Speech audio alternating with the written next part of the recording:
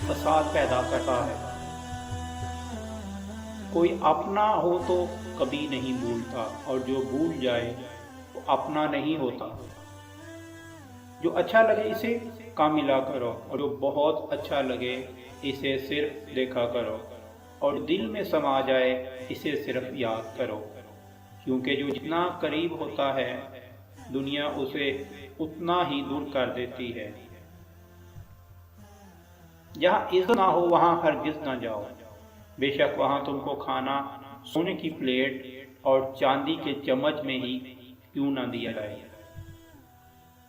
اگر تم کو اس وقت بھی مسکرانے کی عادت ہے جب تم اندر سے پوری طرح ٹوٹ چکے ہو، تو یقین جانو تم کو دنیا میں کوئی نہیں ہرا سکتا۔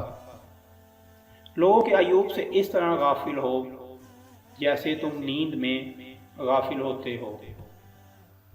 تمہارا بدترین دشمن وہ دوست ہے جو تم کو غلط کام پر راضی کرے۔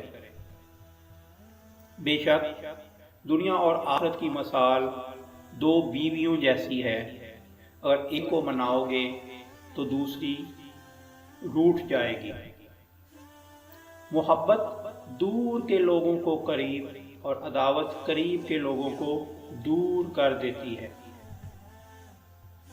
برے انسان کی صحبت سے دور رہو، وہ ایک تلوار کی طرح ہے، دیکھنے میں خوبصورت لیکن اثر میں خطرناک۔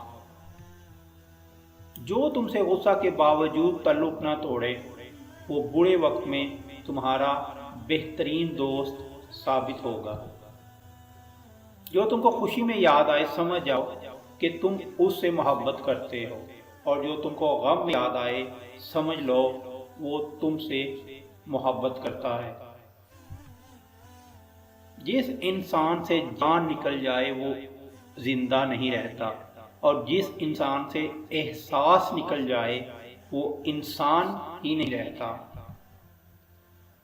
اپنا سر اونچا رکھو کہ تم کسی سے نہیں ڈرتے، لیکن اپنی نگاہیں نیچی رکھو کہ تمہارا تعلق ایک شریف خاندان سے ہے۔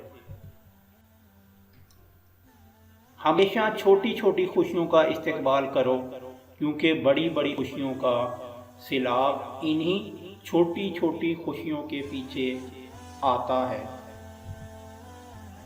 کسی بے قصور پر بہتان لگانا آسمانوں سے بھی بھاری گناہ ہے۔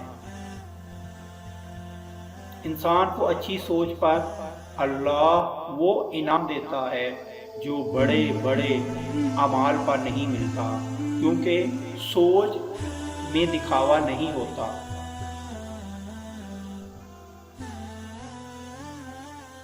دوست کے ساتھ نمک کی طرح رہو، جو کھانے میں نظر نہیں آتا لیکن اگر موجود نہ ہو تو شدت سے نہ ہونے کا احساس ہوتا ہے۔